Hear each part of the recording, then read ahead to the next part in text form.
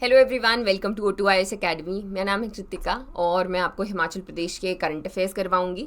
बहुत सारी interesting news हैं इस वाले आपके 15 दिन के गैप में, विच इज़ के हिमाचल में जैसे एनरोलमेंट रेशो जो है गवर्नमेंट स्कूल में वो काफ़ी कम हो चुका है। प्राइमरी स्कूल की जब हम स्पेसिफिकली बात करते हैं, फिर आ गए कि हम लोग पांवटा साहिब में मियावाकी फॉरेस्ट बनाना चाहते हैं, क्या होते हैं, क्या हमारी स्ट्रैटेजी है। फिर शौर्य चक्र मिला है जो प्रीलिम्स के लिए इंपॉर्टेंट रहते हैं।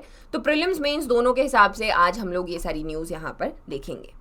तो जो लोग नए हैं, इसकी अलग से प्लेलिस्ट बनी हुई है। हर महीने मैं 2 वीडियोस करती हूँ 15-15 दिन के क्या ऐसी न्यूज़ है। ये आपके प्रीलिम्स मेंस दोनों के लिए यहाँ पर इंपॉर्टेंट रहती है, जैसे मैं आपको आगे बताऊँगी भी। तो आप ताकि आने वाले टाइम में कोई भी वीडियो मिस ना करें, do hit the bell icon and subscribe, as well as if you have any kind of queries you can contact me here और you can contact me here. तो चलिए जी, शुरुआत करते हैं हम लोग अपनी पहली न्यूज़ के साथ में। ये है कि Shimla based army training command, Shimla में आर्मी ट्रेनिंग कमांड है, उसके 25th general officer commanding in chief जो है उनको यहाँ पर जो है उन्होंने चार्ज लिया अपना। इनका नाम है लेफ्टिनेंट जनरल देवेंद्र शर्मा। इनको बहुत सारे अवार्ड्स जो हैं यहाँ पर दिए गए हैं, डिफरेंट है, जैसे विशिष्ट सेवा मेडल है, देन आपका UN force commander appreciation medal for gallantry, ऐसे करके इनको बहुत सारे अवार्ड्स यहाँ पर दिए गए हैं और इन्होंने फाइनली अपनी कमांड जो है यहाँ पर ली है। अब अगर हम लोग इंडिया में बात करते हैं कि इंडियन आर्मी की कितनी टोटल कमांड्स हैं, तो वो हैं 7, जिसमें से एक शिमला है और वो 1991 में इस्टेब्लिश की गई थी।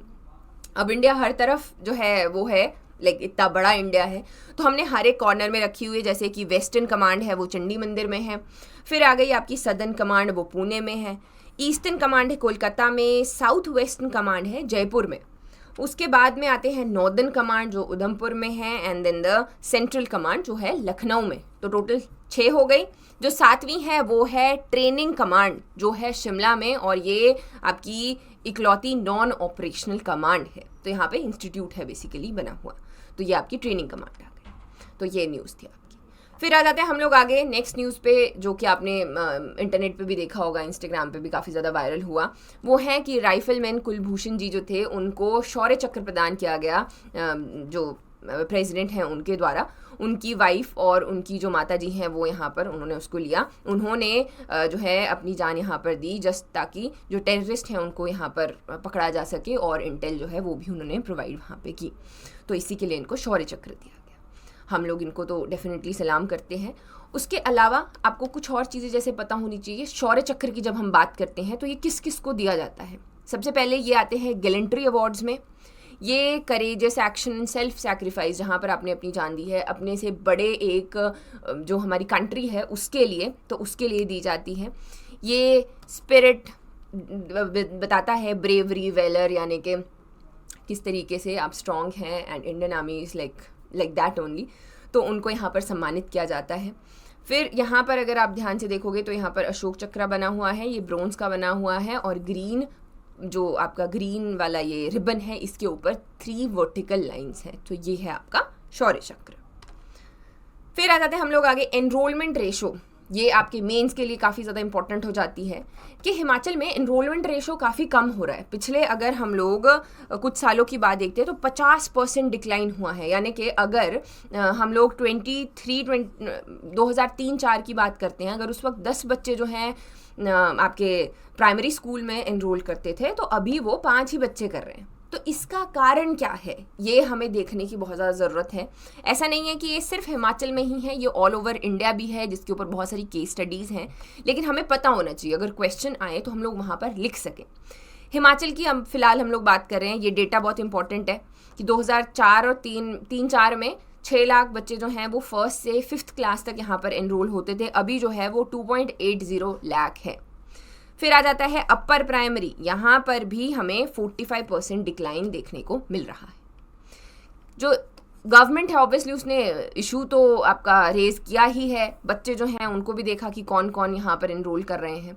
अब यहाँ पर हम लोग स्पेसिफिक जो है गवर्नमेंट स्कूल्स की बात कर रहे हैं।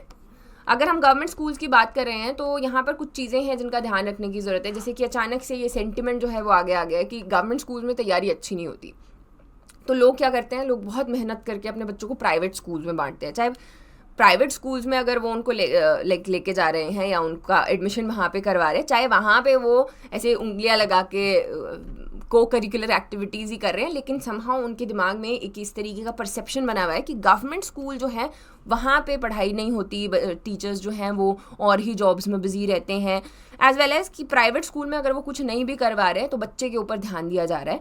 तो ये सेंटिमेंट जो है पिछले कुछ सालों में हमें देखने को मिला है। फिर आ जाता है एडिशनल फैक्टर, जैसे कि total fertility rate. Total fertility rate हो गया आपका कि अभी जो है, पहले बच्चे 4 बच्चे 3 बच्चे तो करते ही थे, अभी जो है लोगों ने अपना लाइफस्टाइल जो है एक सिंगल चाइल्ड के हिसाब से बना लिया है, क्योंकि mother and father both are working, तो सोचते हैं कि एक बच्चा जो है वो काफ़ी है। तो इसकी वजह से क्या है, वो जो पॉपुलेशन ही है उसी में हमने थोड़ा बहुत डिक्लाइन देखा है, टोटल फर्टिलिटी रेशो ही कम हो गया है, एंड हेंस जो आपका हम लोग फाइनल ये देख रहे हैं कि एनरोलमेंट रेशो जो है वो भी कम हो गया है। पहले एक घर से अगर 4 बच्चे आते थे तो अभी उसी घर से 1 या 2 बच्चे आ रहे हैं, तो वैसे करके हैं। तो ये आपके कुछ यहाँ पे रीज़न है। इसमें एक और जो रीज़न डाल सकते हो आप, वो कोविड भी डाल सकते हो। कोविड की वजह से हम कह सकते हैं इनकॉन्टिन्यूटी या डिसकॉन्टिन्यूटी जो है वो बच्चों की पढ़ाई में आई, जो बहुत ही पुअर फैमिलीज़ थी या फिर इस तरीके की भी फैमिलीज़ थी जो कि सोच रहे थे पहले बच्चों को घर पे ही रखे, लेकिन भेजना शुरू कर दिया था। तो अब जब बीच में कोविड का अंतराल आया, सारी चीज़ें ऑनलाइन तो हो नहीं सकती थी, सबके पास में उस तरीके के प्रावधान नहीं थे, तो ये जो है एक बड़ा इंपॉर्टेंट फैक्टर यहाँ पर आता है, जिसकी वजह से हम लोग ये एनरोलमेंट में रेशो कम देख रहे हैं। तो लोगों ने उसके बाद में अपने बच्चों को वापस से ये कंटिन्यू करवाया ही नहीं या पढ़ाई करने के लिए भेजा ही नहीं। तो एनरोलमेंट में इस वजह से भी रेशो जो है वो डिक्रीज़ किया है। फिर आ जाते हैं नेक्स्ट हम लोग आगे, स्टेट कायाकल्प अवार्ड्स। ये सुंदरनगर का है, सिविल हॉस्पिटल जो है उसको यहाँ पर अवार्ड दिया गया है कायाकल्प अवार्ड कमेटी ने। तो ये जो इनिशिएटिव है इसके बारे में पता होना चाहिए, बहुत ज़्यादा नहीं पढ़ना है कि क्या होता है कैसे होता है। कायाकल्प इनिशिएटिव में सुंदरनगर सबसे पहले आया है, और फिर यहाँ पर इसको 25 लाख रुपए जो है वो प्राइज़ में दिए गए हैं।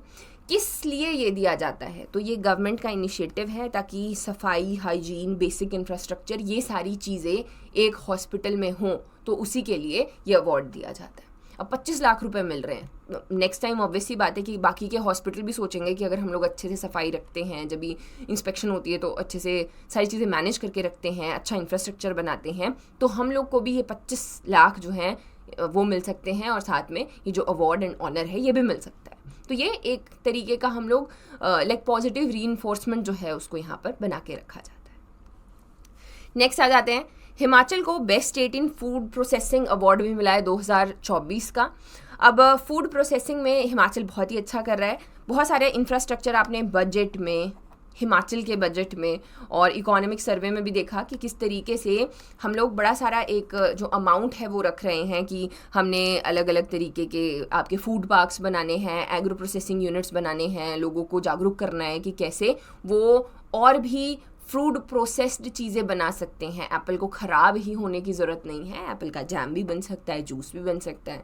आई होप आप समझ रहे हैं। अगर आप पहली बार पढ़ रहे हो तो फिर ये मेंस का टॉपिक ज़्यादा रहता है, प्रीलिम्स में तो आएगा ना यही कि ये अवार्ड किसने किसको दिया, लेकिन मेंस में हम लोग इसको इस तरीके से पढ़ते हैं, एग्रीकल्चर का पार्ट बन जाता है ये कि बड़ी एग्रीकल्चर हो रहा है, हॉर्टिकल्चर हो रहा है। जैसे HPMC करता है, HPMC क्या बेचता है, वाइन भी बेचता है, अचार भी बेचता है, चटनी भी बेचता है ना, तो जूसेस भी बेचता है। तो ऐसे करके कोई भी लाइक जो फूड है उससे हम लोग प्रोसेस करके चीज़ें आगे जो बना रहे हैं, इसमें हिमाचल बहुत अच्छा यहाँ पर परफॉर्म कर रहा है। हमारे पास एक मेगा फूड पार्क भी है ऊना में, फिर हमारे पास छोटे छोटे जो और इंफ्रास्ट्रक्चर हैं वो भी है। नेक्स्ट न्यूज़ इज़ कि गवर्नमेंट एपैथी पुशेज चंबा का metal craft towards oblivion. English बड़ी सारी डाल दी है इसमें। एपैथी का मतलब है कि ध्यान नहीं दे रहे हैं, और ओब्लिवियन का मतलब होता है अंत तक, मे बी, आई थिंक यही है सही शब्द। आप लोग बताना मेरे को अगर आपको बताऊं। तो ये न्यूज़ बेसिकली बात करिए कि चंबा का जो मेटल क्राफ्ट है वो धीरे धीरे गायब होता जा रहा है, क्योंकि सरकार इसको अच्छे से इसके ऊपर ध्यान नहीं दे रही है। अब आर्टिसंस जो हैं, अगर वो कला कर रहे हैं, अगर वो आगे प्रमोट नहीं होगी या वो इग्नोरेंस में रहेगी तो वो उससे अपनी आजीविका नहीं कमा पाएंगे। अगर उससे पैसे नहीं आएंगे तो वो उसको छोड़ देंगे, और धीरे धीरे करके वो जो भी आर्ट है वो एक्सटिंक्ट हो जाएगी। Same way Chamba metal craft के साथ में हो रहा है। इसके लिए हमने GI टैग की भी मांग की थी, मतलब हमने फाइल करके रखा है कि मिले इसके लिए। चंबा का थाल जो है अनुराग ठाकुर जी ने दिया था प्लेयर्स को, ऐसे करके हम लोग इसको हाईलाइट में रखने की कोशिश करते हैं। बेसिकली चंबा का मेटल क्राफ्ट जो है वो काफ़ी ज़्यादा फेमस है। ये डिफरेंट तरीके से यहाँ पर बनाए जाते हैं। विष्णु के अवतार, देवी माता उनके अवतार, वो इन थालों के ऊपर बनाए जाते हैं। ये थाल एक एग्जाम्पल है मेटल क्राफ्ट का, इसको बोलते हैं हम चंबा का थाल। अब यहाँ पे वही जो मैंने आपको चीज़ें बताई कि बहुत सारी चीज़ें हैं जो यहाँ पर एक्सपेक्ट कर रहे हैं आपके जो ये गवर्नमेंट है उससे, लेकिन ये सारी चीज़ें नहीं हो पा रही हैं, उनको वो सपोर्ट, आर्टिसन जो है उनको वो सपोर्ट नहीं मिल पा रहा है। फिर अगर हम इसकी हिस्ट्री के बारे में बात करते हैं तो राजा साहिल वर्मन, चंबा में एक ही राजा का नाम आता है, लाइफ बड़ी ट्रोमेटिक है इनकी। उसके अलावा बहुत सारे मंदिर हैं इनके टाइम पे बने हैं, तो ये आपके मेन राजा माने जाते हैं। ये तो ज़्यादा साहिल वर्मन है 10वीं शताब्दी में जो हैं कश्मीर से ये आर्टिसंस जो हैं लेकर आए थे, या फिर वहाँ की आर्ट ये देख के आए थे, तो उन्होंने ऐसा यहाँ पर बनाना शुरू किया। अब इसमें एक दो आपकी टेक्निक्स आती हैं, जैसे कि लॉस्ट वैक्स मेथड, ऐसे करके बनता है। आपने देखा होगा शायद, ये बहुत सारा उसमें आता है आपके जो टिकटॉक, यूट्यूब, ये सब, उस पर जैसे वो हाथ डालते हैं या अपना फेस डालते हैं, फिर उसको निकाल देते हैं, फिर उसमें कुछ और डालते हैं, फिर वो ऐसे करके मूर्ति बन के आती है। तो वैसे वाली कास्टिंग टाइप होगी, लॉस्ट वैक्स मेथड इसको बोलते हैं। एक होती है सैंड कास्टिंग, तो ऐसे करके डिफरेंट मेथड से ये जो थाल हैं वो यहाँ पर इसमें बनाए जाते हैं। ठीक है जी। फिर आ जाते हैं हम लोग अपनी नई न्यूज़ के ऊपर। इंटरेस्टिंग न्यूज़ है, अजीब नहीं है, इंटरेस्टिंग है। म्यूज़ोपैथी, जैसे आपने सुना होगा एलोपैथी, आपने सुना होगा होम्योपैथी, वैसे है म्यूज़ोपैथी। यानी कि इंसान के शरीर में बहुत सी ऐसी समस्याएं होती हैं जिनको म्यूज़िक की हेल्प से, उसकी वाइब्रेशंस की हेल्प से हील किया जा सकता है with the help of musical sound. उसी को हम लोग म्यूज़ोपैथी कहते हैं। इसके ऊपर IIT मंडी जो है वो रिसर्च कर रहा है और अपना कुछ सिस्टम जो है वो बना रहा है, क्योंकि आने वाले टाइम में बोलते हैं कि दुनिया जो है वो ऐसे बर्बाद नहीं होगी, ख़त्म नहीं होगी। जो हम लोग बातें करते हैं पोल्यूशन हो गया या ऐसे कुछ भी, जो भी मतलब आपने साईफाई मूवीज़ में देखा होता है, लेकिन बोलते हैं मेंटल हेल्थ, जो अगला क्राइसिस है वो है मेंटल हेल्थ। और इसके लिए हम लोग डिफरेंट एरियाज़ को एक्सप्लोर करते हैं, मेडिटेशन से लेके, योगा से लेके, जो काफ़ी टाइम तक बंद हो गई थी चीज़ें, उनको भी एक्सप्लोर किया जा रहा है। तो इसी के लिए ये उनमें से एक है म्यूज़ोपैथी। जैसे आप रात को सोने से पहले, आपका तो पता नहीं पर सुनना चाहिए, अल्फ़ा म्यूज़िक। जिनको नींद नहीं आती है वो यूट्यूब के ऊपर लिख सकते हैं अल्फ़ा म्यूज़िक, या अगर आप पढ़ाई भी कर रहे हो तो भी साथ में यूट्यूब के ऊपर अगर चला दिया अल्फ़ा म्यूज़िक फॉर स्टडी, तो वो आपका एक रिदम बना देता है। जो सोच पड़ती है ना पीछे, हम लोग लेयर्स में सोच सकते हैं। एक लेयर चल रही है आपकी, मैं वहाँ पे जाऊँगा, फिर मैं ये करूँगा, फिर वो करूँगा, ऊपर से आप मॉडर्न हिस्ट्री पढ़ रहे हो, तो वो जो लेयर है उसमें म्यूज़िक चल पड़ता है और फिर आपका जो ध्यान है वो कंसंट्रेशन जो है वो इंक्रीज़ होती है। तो इसी को म्यूज़ोपैथी यहाँ पर कहा गया है, जिसके कुछ थेरेप्यूटिक वैल्यूज़ हैं जिनको हम लोग यहाँ पर यूज़ कर सकते हैं। उसी के ऊपर आपका जो IIT मंडी है वो भी काम कर रहा है। फिर आ जाते हैं हम लोग आगे, डिक्लेयर्ड अनसेफ हिमाचल रूरल फोक अबैंडन विलेजेस। शायद ये बहुत साल पहले होना शुरू हो गया था। जैसे आप लोग देख तो रहे हो, तो एक कि हमारा गांव वाला घर है जो कि मिट्टी का होगा, फिर हमने नया घर बना लिया जो कि पक्का घर बनाया हुआ या सड़क के आसपास में है। तो उसी तरीके से काफ़ी ज़्यादा माइग्रेशन हमें देखने को मिल रही है, जहाँ पर जो पुराने वाले घर है उनको छोड़ दिया गया है। हमारे साथ भी है ऐसा, जहाँ पे मेरी दादी रहती थी वो कच्चा घर था, फिर सब लोग ने सोचा कि मूव करते हैं। अब क्या है कि वो मिट्टी के घर वहाँ पे काफ़ी टाइम तक अगर कुछ चेंजेस जो हैं नहीं आएंगे या कोई वहाँ पे रहेगा नहीं, तो वो जो है यहाँ पर अनस्टेबल हो जाएगा, अनसेफ हो जाएगा रहने के लिए, अगर आप वहाँ पे रिपेयर या रिस्टोर नहीं करते हैं। तो उसी के बारे में ये जो न्यूज़ है ये बात कर रही है। तो ये आपका है। फिर इसको बड़े लेवल पे लेकर जाना हो तो ये पूरा डिज़ास्टर मैनेजमेंट का टॉपिक बन जाता है। वो मैं किसी और दिन कवर करूँगी कि कैसे करके हिमाचल में इलीगल माइनिंग हो रही है, कैसे हमें इसको कम करना है, रोकना है। This is also parts of your means. फिर आ जाते हैं हम लोग आगे, संपूर्णता कैंपेन इन चंबा। इसमें बताने वाली क्या बात है कि ये एक कैंपेन है जो एस्पिरेशनल डिस्ट्रिक्ट प्रोग्राम के अंडर यहाँ पर बनाया गया है। बेसिकली इसमें हमने एक टाइम पीरियड रखा कि 4 जुलाई से सितंबर 30 तक ये कैंपेन जो है वो चलेगा। इस तरीके से सेल्फ हेल्प ग्रुप्स जो हैं वो यहाँ पर अपनी चीज़ें बेचेंगे।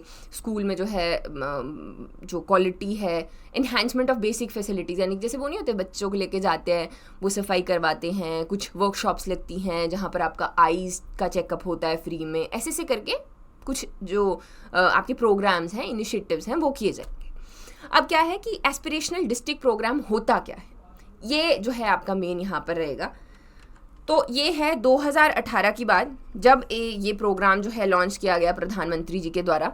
इसमें हमने पूरे देश भर में कुछ ऐसे डिस्ट्रिक्ट निकाले जो ना पीछे चल रहे हैं, कि अगर 2024 में यहाँ पर दुनिया अगर पहुँची है, वो यहीं पर पहुँचे हैं, तो बोलते हैं इनको ना तो हमें थोड़ा सा एक्स्ट्रा पुश करना पड़ेगा, ताकि ये सारा जो हमारे अपनी जो ओरिजिनल एक मेन स्ट्रीम की स्पीड है वहाँ तक पहुँच सके। डिफरेंट एरियाज़ में, हेल्थ है, nutrition, education, agriculture, financial inclusion, तो उसके लिए ये यहाँ पर किया जा रहा है। जैसे कि अभी वही आपका हेल्थ एंड एजुकेशन आ गया ना इसमें, कि आई कैंप लग रहा है प्रेग्नेंट लेडीज़ के लिए, उनका फ्री चेकअप हो रहा है, तो वो आपका हेल्थ किया। फिर आ गया एजुकेशन की, बच्चे जो हैं उनको जागरूक किया जा रहा है, वो सफाई कर रहे हैं, उनके लिए कोई इंफ्रास्ट्रक्चर बनाया जा रहा है। फाइनेंशियल इंक्लूजन, सबके बैंक में खाते खुलवाए जा रहे हैं, पोस्ट ऑफिस में उनकी आरडी खुलवाई जा रही है, क्योंकि पोस्ट ऑफिस से मिलता है जो आपकी ये सारी स्कीम्स हैं, इनके फ़ायदे, और हर जगह भी होता है वो। तो ये सारी की सारी चीज़ें जो हैं, they are the part of aspirational district program. Himachal में सिर्फ एक ही है, वो है चंबा।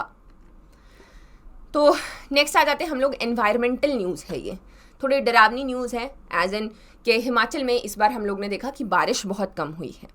बारिश कम हो रही है, साथ में जो बर्फ़ है वो भी कम पड़ रही है। कम का मतलब है बहुत ही ज़्यादा कम पड़ रही है।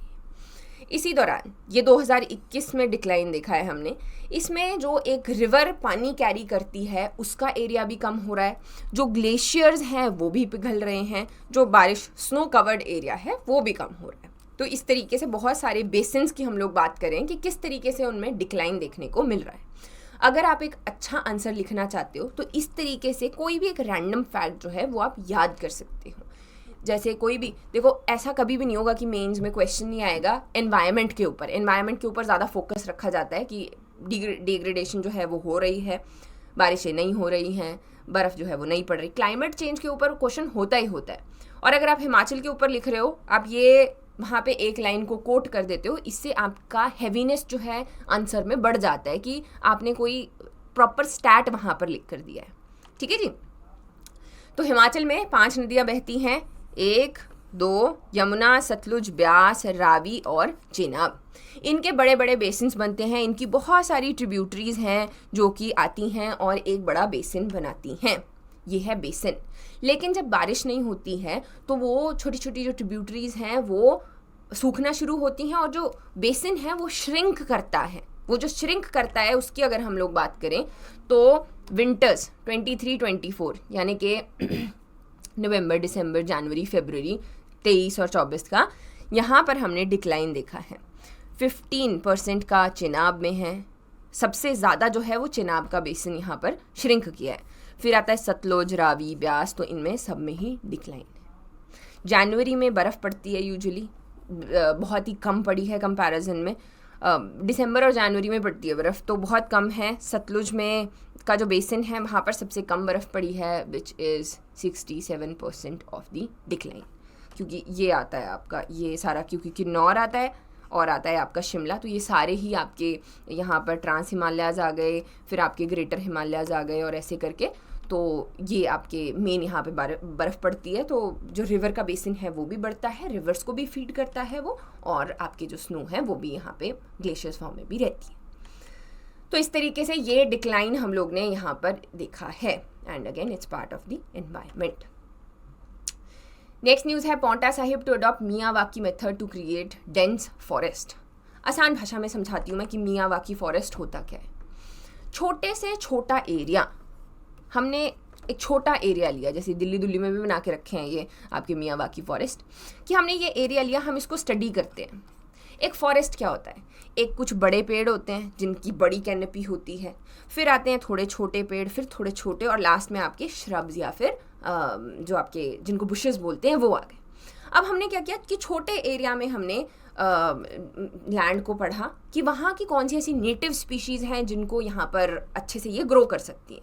हमने उनको सिलेक्ट कर दिया कि यहाँ पे एक हमने कैनपी बड़ा वाला पेड़ कर लिया सिलेक्ट कि ये बड़ा पेड़ बनता है, एक छोटा कर लिया, एक ऐसे ऐसे करके हमने डिसाइड कर लिया, जैसे 4 पेड़ कर लिए हमने डिसाइड, ठीक है। अब हमने सोचा कि ये जो 4 पेड़ हैं इनको हम लोगों ने एक नर्सरी में लगा देना है, नर्सरी में लगा दिया। अब यहाँ पर हमने इसकी सॉइल को वो करना शुरू कर दिया, लाइक सप्लीमेंट करना शुरू कर दिया, वहाँ पर खाद फेंक दी, वहाँ पर जो भी करना था वो थोड़े टाइम के बाद में रिप्लेनिश हो गई सॉइल। अब हमने यहाँ नर्सरी से सारी चीज़ें उठाई और धीरे धीरे करके लगाई। सबसे पहले सबसे बड़े पेड़ लगाए, फिर लगाए थोड़े छोटे वाले, ऐसे ऐसे करके, और बहुत ही कम पीरियड ऑफ टाइम में यहाँ पर एक इकोसिस्टम बन जाएगा कि जब बहुत धूप आ गई तो नीचे वाले पेड़ जो हैं वो बड़े वाले पेड़ उनको प्रोटेक्ट करेंगे, जब ये झड़ेंगे पौधे तो ये नीचे गिरेंगे तो सबके लिए ये मैन्यूवर का काम करेंगे। तो इस तरीके से ये आपका मियावाकी फॉरेस्ट है। बहुत ही शॉर्ट पीरियड ऑफ टाइम में आपके पास में एक जंगल यहाँ पर पैदा हो जाएगा। यानी कि अगर आपके पास में खेत है तो आप अपने खेत में भी लगा सकते हो ये। You have to be like smart कि कौन सी नेटिव स्पीशीज़ हैं। सफ़ेदी का पेड़ नहीं लगाना है, वो नहीं लगेगा, वो बहुत बड़ा हो जाता है ना, और हमारी नेटिव है भी नहीं। तो हम लोग लैंड को स्टडी करने के बाद में ये यहाँ पर लगाते हैं। बहुत इंटरेस्टिंग है, यूपीएससी में भी इसके ऊपर क्वेश्चन पूछा गया था। कहाँ से आया है? तो एक जापानीज़ बॉटनिस्ट थे अकीरा मियावाकी, 1970s में उन्होंने ये आइडिया दिया कि किस तरीके से यहाँ पर हम ज़्यादा कुछ नहीं होगा, soil treatment, fencing, gate installation, थोड़ा बहुत ही जो काम है वो चाहिए, लेकिन बहुत ही शॉर्ट पीरियड ऑफ टाइम में आपके पास में एक बहुत प्यारा सा आप फॉरेस्ट जो है वो क्रिएट कर सकते हो, जिसमें बायोडाइवर्सिटी जो है प्रमोट की जाएगी, enhancing the air quality, green century बन जाएगी आपके रेजिडेंट्स के लिए, ऐसे ऐसे करके। इसका मेन मुद्दा जो है वो पैसे कमाना नहीं है। जैसे अगर हम लोग बात करें, this is not tree felling बोलते हैं ना, सिल्वी कल्चर नहीं है ये कि इसको हम बाद में बेचेंगे फिर ऐसा करेंगे। It's more like environment basis पे ये बनाया जा सकता है। देन द लास्ट न्यूज़ है हमारी कि Chamba gets drone for disaster relief operations. Basically अगर हम लोग ड्रोन्स की हिमाचल में बात करते हैं तो ऐसा नहीं कि बहुत बड़ी कोई न्यूज़ है। हिमाचल में अक्सर जो ड्रोन्स हैं वो आपके न्यूज़ में रहते ही हैं। इसका रीज़न ये भी है कि हमने यहाँ पर ड्रोन स्कूल बना के रखा है, हमारी ड्रोन की अलग से एक पॉलिसी बनी हुई है। हम लोग चाहते हैं कि आने वाले दिनों में ड्रोन्स तो देखो आएंगे ही आगे, टेक्नोलॉजी है ये, वो वाली ट्रेन है, अगर आप इसमें बैठ गए तो ठीक है, वरना ये तो आएगी ही आएगी, या तो आप इस पर बैठ जाओगे या तो आपके ऊपर से चली जाएगी, है ना। टेक्नोलॉजीज़ कुछ ऐसी रहती हैं। तो जैसे जियो है, अगर आपके पास आज जियो नहीं है, जियो क्या मतलब इंटरनेट वाला फ़ोन नहीं है, तो समहाउ टेक्नोलॉजी तो है ही हमारे आसपास, लोगों के पास में तो है ही। तो सेम वे ड्रोन्स का भी वही है। तो हम चाहते हैं कि हम हिमाचल प्रदेश जो है इसमें पहले ही एक एडवांटेज लेके बैठे कि अगर ड्रोन चलाने हैं तो उसको चलाने के लिए जो लोग चाहिए वो भी हमारे पास में है। अगर इसको मैन्युफैक्चर करना है तो हमारे पास में जो इंफ्रास्ट्रक्चर है वो भी बनाने के लिए है, और फिर हमारे पास में बहुत सारी चीज़ों में यूज़ हो सकते हैं, जिसमें से एक आता है डिज़ास्टर रिलीफ, डिज़ास्टर मैनेजमेंट। तो इसी में जो आपके बाल रक्षा भारत हैं उन्होंने एक ड्रोन दिया है चंबा एडमिनिस्ट्रेशन को, जो कि यहाँ पर फ्लड्स, लैंडस्लाइड्स, इन सारे एरियाज़ में सर्विलेंस के लिए यूज़ किया जा सकता है। तो disaster, Himachal being a Himalayan state, यहाँ पर बहुत ही ज़्यादा यूज़ है इसका। सर्विलेंस असेसमेंट हो गया, फिर सर्च एंड रेस्क्यू, जैसे बहुत सारे लोग जब गुम हो जाते हैं, किसी भी एक्सपेडिशन पे गए हुए हैं, किसी भी पीक को चढ़ने के लिए गए हुए हैं, तो उनके पीछे पार्टीज़ भेजी जाती है। Rather than that we can go with these जो आपके ये ड्रोन्स रहते हैं, टेक्नोलॉजी को वहाँ पर बहुत अच्छे से यूज़ किया जा सकता है। डिलीवरी ऑफ एसेंशियल सप्लाईज़, जब हमने देखा कि 2020 में पेंडेमिक आया तो अगर ड्रोन्स होते, जबकि किया भी गया, थोड़ा बहुत किया गया, लेकिन बड़े लेवल पर इनको मेडिकल सप्लाईज देने के लिए, खाना पानी ये सारी चीज़ें देने के लिए फ्लड्स के दौरान इनको सप्लाई किया जा सकता है। Communication and connectivity, mapping and data collection, जैसे कि उस स्कीम का नाम था स्वामित्व स्कीम। हम देख रहे थे कि हमने कितने सड़कें बनाई हुई हैं हिमाचल प्रदेश में, तो फिर इसी के दौरान हम ड्रोन्स को यूज़ कर रहे थे। अब एक आदमी जो है वो जाएगा कि पहले वो इतना चलेगा, फिर उसको नापेगा, फिर चाय पिएगा, 100 तरीके की चीज़ें होंगी। अब ड्रोन जो है वो पहली बात एक्यूरेट है, मैन पावर बहुत कम चाहिए और ज़्यादा यहाँ पर अच्छे से काम करते हैं और कर सकते हैं, तो मैन पावर जो है वो भी कम हो जाती है। सो आपकी mapping and data collection, early warning system, monitoring, ये सारी चीज़ों में, लॉ इन्फोर्समेंट में, बद्दी बरोटी वाला नालागढ़ की हम बात करते हैं यहाँ पे कि बहुत ही ज़्यादा हम लोग क्राइम रेट जो है हिमाचल में सबसे ज़्यादा यहाँ पर है, ड्रग मेनेस जो है वो सबसे ज़्यादा यहाँ पर है, तो उसको ठीक किया जा सकता है। पोस्ट डिज़ास्टर रिकन्स्ट्रक्शन उसके लिए यूज़ किया जा सकता है।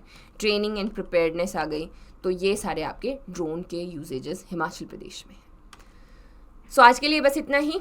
उसके अलावा एलाइड की टेस्ट सीरीज़ भी है, हमारी मोबाइल एप्लीकेशन पर है, allied 2024, and they are very like बहुत ही चीप कॉस्ट के ऊपर है, जिसमें आपको 5 से 8 फुल लेंथ मॉक टेस्ट मिलते हैं। इनको ले लेना है आराम से, बहुत ही अच्छे बने हुए हैं, मैंने खुद बनाए हैं। लेकिन एक चीज़ रखनी है कि मैंने थोड़े से टफ़ इनको डिज़ाइन किया है, दैट इज़ बिकॉज क्योंकि लास्ट जो पेपर है वो 2018 में हुआ था, 18 में नहीं 19 में हुआ था, 16, 17, 18, 19 में हुआ था। अगर 19 में हुआ था उसके हिसाब से अगर तैयारी करोगे तो आपका क्लियर नहीं होगा, डेफिनेटली नहीं होगा। आपने तैयारी जो है अपनी यहाँ जैसे कि रखनी है, ये 2019 का पेपर है तो यहाँ जैसे कहीं पेपर आएगा and you will achieve your goal. So do not gate worried अगर आपको ये टफ लगते हैं। ऐसा सोच के चलो कि अगर आप एलाइड के लिए 200 क्वेश्चन पढ़ रहे हो तो वो 200 क्वेश्चन नहीं है, वो 200 टॉपिक्स हैं, उनकी जो एक्सप्लेनेशन है उसको बहुत अच्छे से पढ़ना है और अच्छे से सारी चीज़ें करनी है। I wish you all the very best. कोई भी इशू रहता है please call and thank you for watching.